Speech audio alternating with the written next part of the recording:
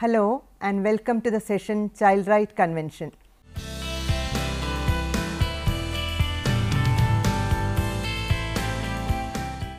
There are a number of international treaties and documents that outline the rights of a child. Eglantine Jebb of England was the first person who started an international movement for providing children some respect by the League of Nations on September 26, 1925.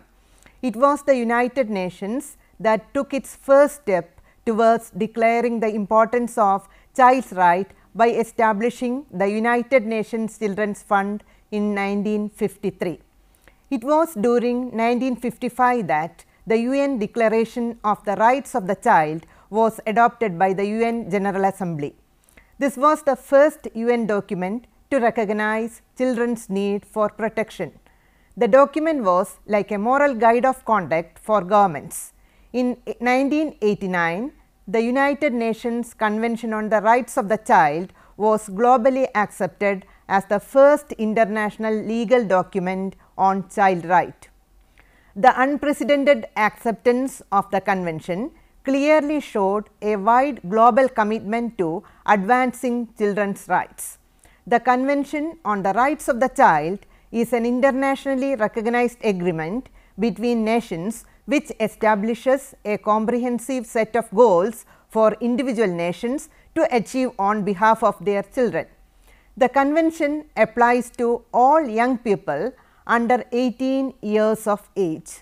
The Convention on the Rights of the Child brings together the children's human rights articulated in other international instruments.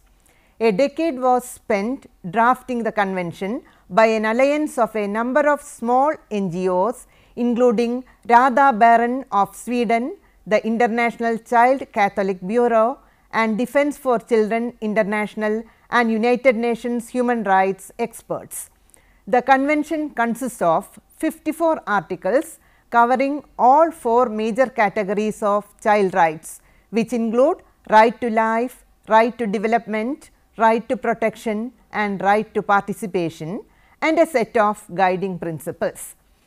The guiding principles of the convention include non-discrimination, adherence to the best interest of the child, the right to life, survival and development, and the right to participate. Right to life and right to development consist of rights that are necessary for survival and full development of a child.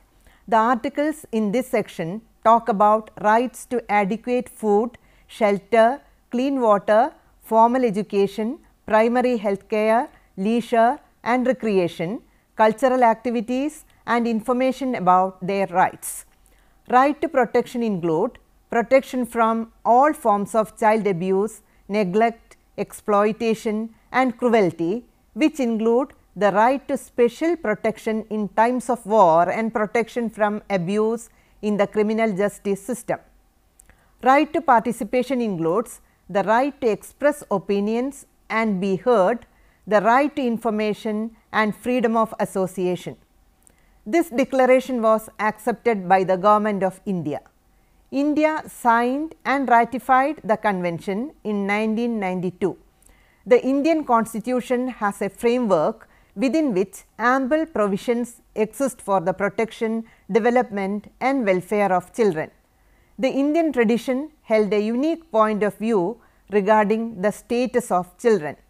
The children were considered property over which the parents had all the rights. They had to live according to the framework designed by their parents. It was the parents' right to decide the future of their children. The elders had the authority even to decide the interest and attitudes to be developed by the children. The convention changed the way children are viewed and treated. It provided a set of guiding principles that fundamentally shapes the way in which we view children. The convention treated children as human beings with a distinct set of rights instead of as passive objects of care and charity. The Child Rights Convention is the most ratified of all international human rights treaties. There are 5 main strands to the convention. reinforces the importance of fundamental human dignity, highlights and defends the family's role in children's lives, seeks respect for children, endorses the principle of non-discrimination, establishes clear obligations for member countries to ensure that their legal framework is in line with the provisions of the Convention. Categories of rights in the Convention. In general, there are 4 categories of basic rights, and the rights of the child draws attention to these 4 categories. 1. Right to survival. Right to survival includes right to life, liberty and health. More than 10 million children under the age of 5 years die due to malnutrition, maternal anemia, pregnancy and childbirth every year. As a remedy to this, the United Nations in its declaration, A World Fit for Children, adopted by the UN General Assembly at the 27th Special Session on May 10, 2002, stated that they would initiate proper steps to provide a safe and healthy start in the life for all children. This was to be done accomplished by providing access to effective, equitable, sustained and sustainable primary health care systems in all communities, ensuring access to information on health care, proper sanitation facilities and promoting a healthier lifestyle among the children and adolescents. Accordingly, the Convention aimed at the following: reduction of mortality rate by at least 1/3 of the current rate and thereby reducing it by 2/3 in 2015. Reduction of maternal mortality rate by 1/3 of the current rate and thereby reducing it by 3/4 by 2015. Reducing malnutrition of children under 5 years of age with special attention to children under 2 years of age and reduction of low birth weight of children by at least 1/3 of the current rate. Implementing national early childhood development policies and programs to ensure the enhancement of children's physical, social, emotional, spiritual and cognitive development. Reduction of the number of households without access to proper or hygienic sanitation facilities and affordable and safe drinking water by at least 1/3 of the current status. Implementing national health policies and programs for adolescents, including the policies to promote their mental health. Providing primary health care facilities for reproductive health. Right to protection. The period of childhood is a phase in which human beings are more vulnerable. This is because they are not fully developed either mentally or physically. Millions of children around the world suffer and die because of war, exploitation, violence, discrimination and various kinds of abuses, including commercial sex exploitation, trafficking, child labor, exposure to radiation, smuggling, abduction and harmful traditional practices such as female genital mutilation and child marriage. So, the need to develop a protective background for children is necessary. The declaration World Fit for Children states that all children have the right to be protected from all forms of abuse, violence and exploitation.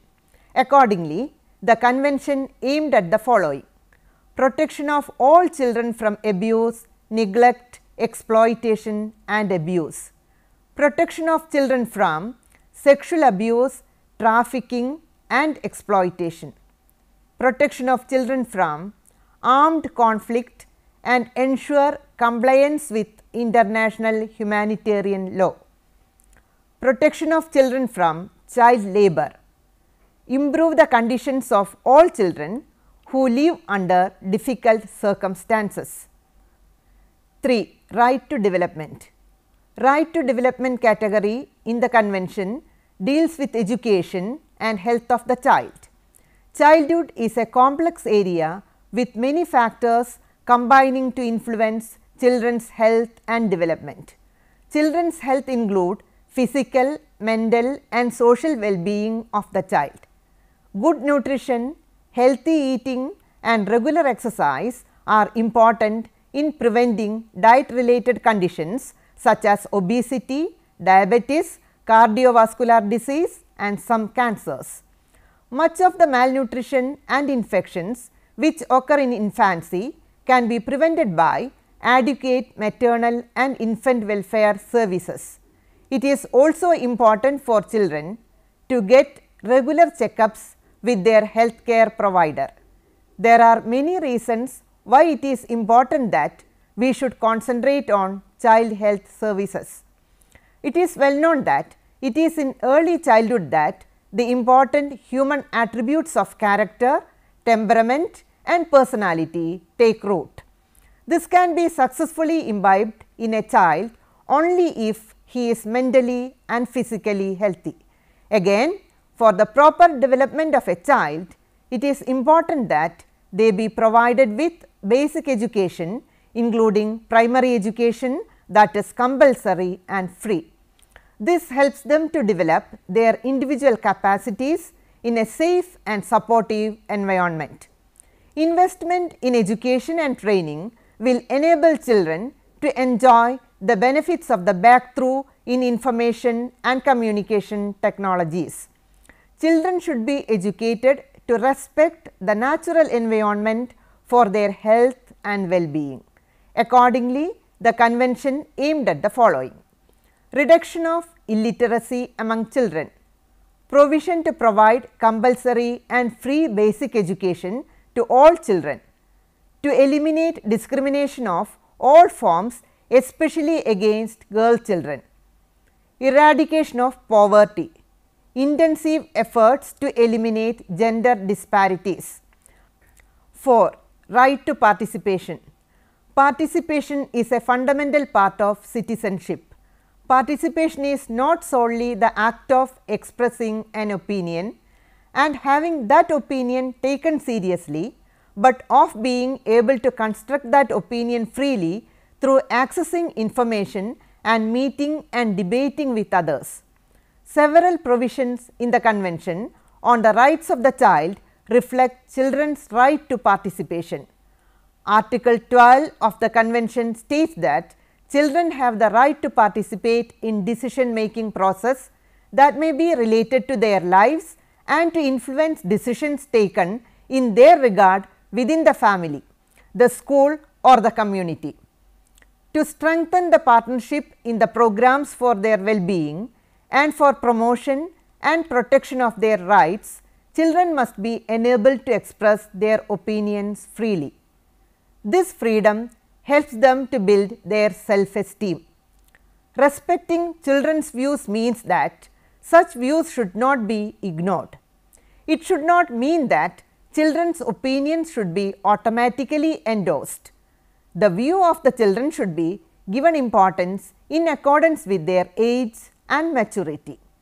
In such a process, adults must provide direction and guidance to children while considering their views in a manner consistent with the child's age and maturity. This would help them to shape their environment and take responsibilities in their lives.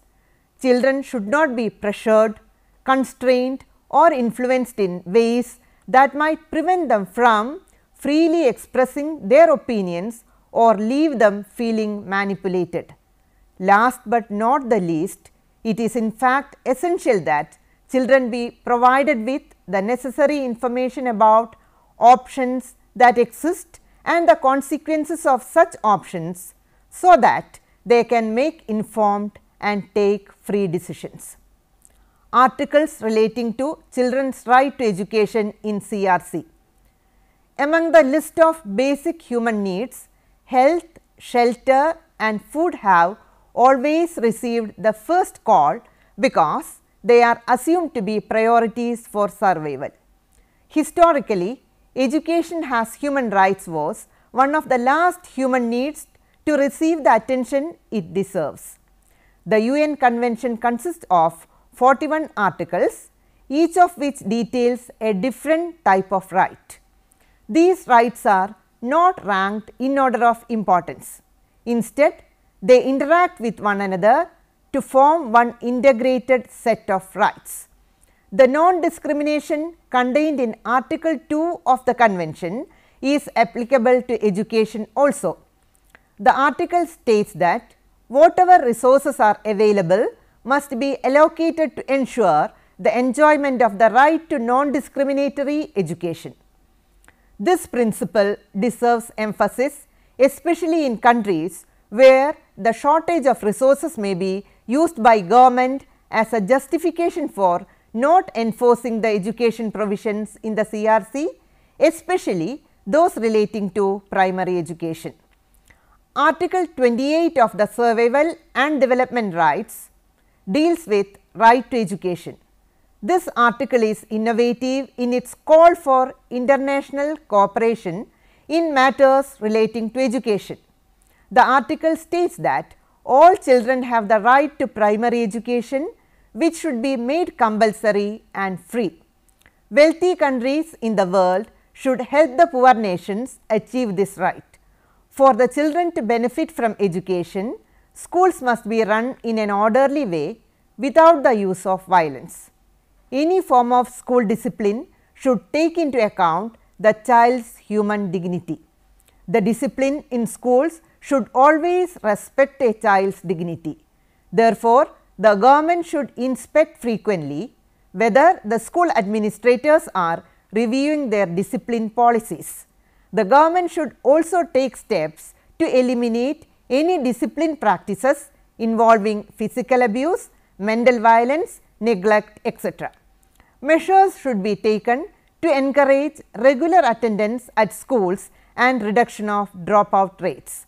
The government should encourage development of different forms of secondary education, including general and vocational education, and make them available and accessible to every child. If necessary, steps should be taken to provide financial assistance in case of need. The convention states that young people should be encouraged to reach the highest level of education of which they are capable. The information on educational and vocational education be made available and accessible to all children. This article established for the first time in an international instrument promoting the right to education that school discipline should be administered in a manner consistent with the child's human dignity. Finally, the convention insists in promoting and encouraging international cooperation in matters relating to education, in particular with a view to contributing to the elimination of ignorance and illiteracy throughout the world.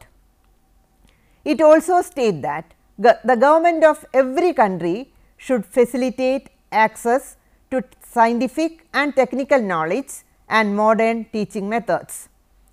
The provisions of Article 29 complement and extend the principles contained in Article 28. Article 29 contains more detailed provision in support of the kind of education that should be made available to ethnic and other minority groups.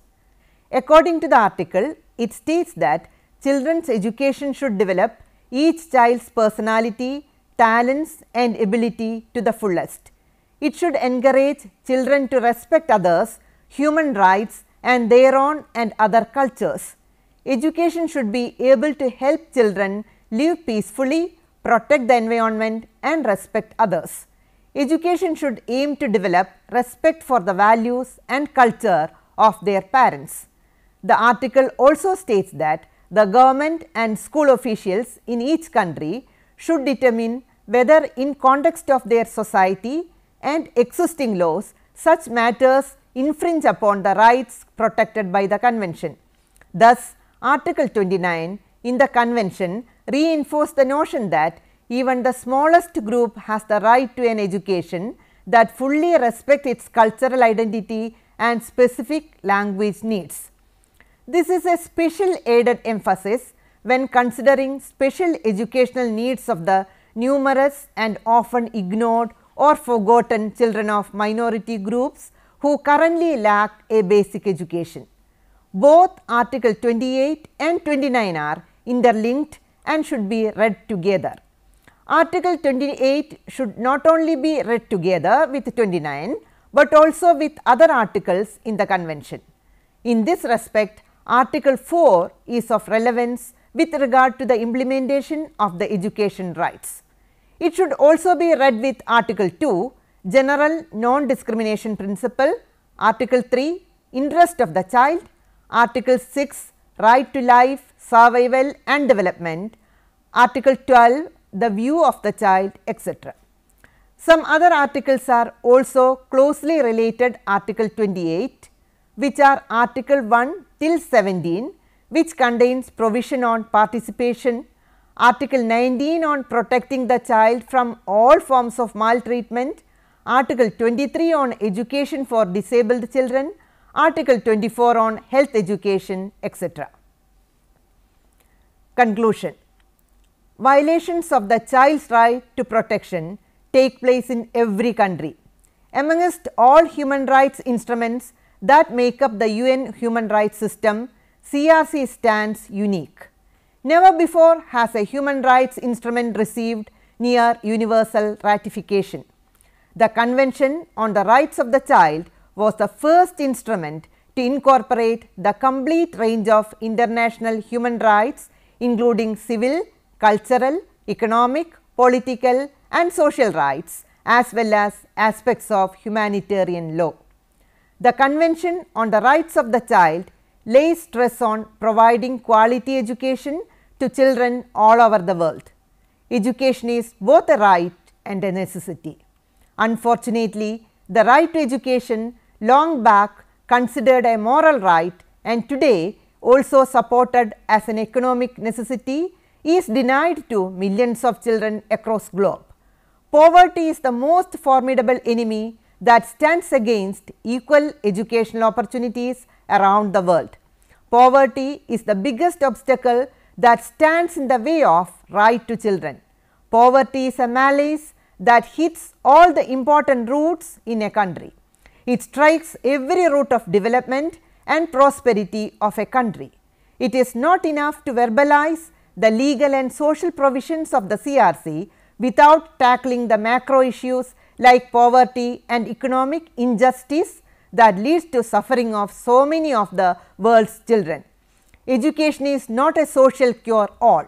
Education at best can highlight the social distortions that economic disparities and social deprivation generate.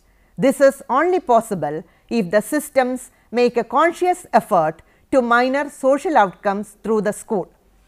Education is the key factor in reducing not only poverty, but also child labor and also helps in promoting democracy, peace, tolerance and development. All children have the same rights. All rights are interconnected and of equal importance. The Convention stresses these principles and refers to the responsibility of children to respect the rights of others, especially their parents.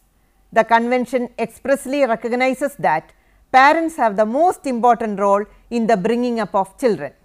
All sections of society should respect children's right and secure their well-being by rendering appropriate assistance to parents and guardians of the children, so that they can grow and develop in safe and stable environments. In fact, there is need to promote physical, psychological, spiritual, cultural, social, emotional and cognitive development of children as a matter of national and global priorities. To achieve the goals stated in the Convention, the following should be aimed at. Early childhood care and education should be provided for both boys and girls without disparity. Education should be made free or compulsory in both primary and secondary stages. Education should be made affordable to all people. Quality of education should be improved.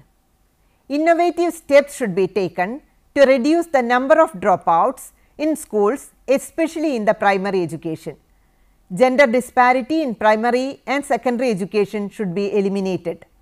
learning needs of all children should be met through access to appropriate learning and life skill programs. Let me summarize the session. It was the United Nations that took its first step towards declaring the importance of child's right by establishing the United Nations Children's Fund in 1953. It was during 1955 that the UN Declaration of the Rights of the Child was adopted by the UN General Assembly. This was the first UN document to recognize children's need for protection. The document was like a moral guide of conduct for governments. In 1989, the United Nations Convention on the Rights of the Child was globally accepted as the first international legal document on child right. The convention consists of 54 articles covering all 4 major categories of child rights, which include right to life, right to development, right to protection and right to participation, and a set of guiding principles. The Convention on the Rights of the Child lays stress on providing quality education to children all over the world. The chapter also explains in detail the different categories of child rights in the convention. Now, you can try to answer the questions given here. Number 1. What is Child Rights Convention? When was the UN Declaration of the Right of the Child constituted? 2. What is the importance given to education in the convention? Explain. 3. Write briefly on the 4 categories of child right in the convention. 4. What steps can be taken to achieve the goals in the convention? 5. Which are the articles in the convention that deals with education? Hope that you may go through the reference books given here. Childcare and Education Level 3, written by Penny Tansoni and published by Oxford Henman in 2007. A commentary on the United Nations Convention on the Rights of the Child, Article 28, The Rights to Education, written by Meik Warhede, published by the Netherlands Maritinus Nijhoff Publishers in 2006. Implementing the Convention on the Rights of the Child, Resource Mobilization in Low Income Countries, written by James R. H. and published by Netherlands Maritinus Nijhoff Publishers in 1995. Thank you for watching this program. We can meet again with another topic. Have a nice day.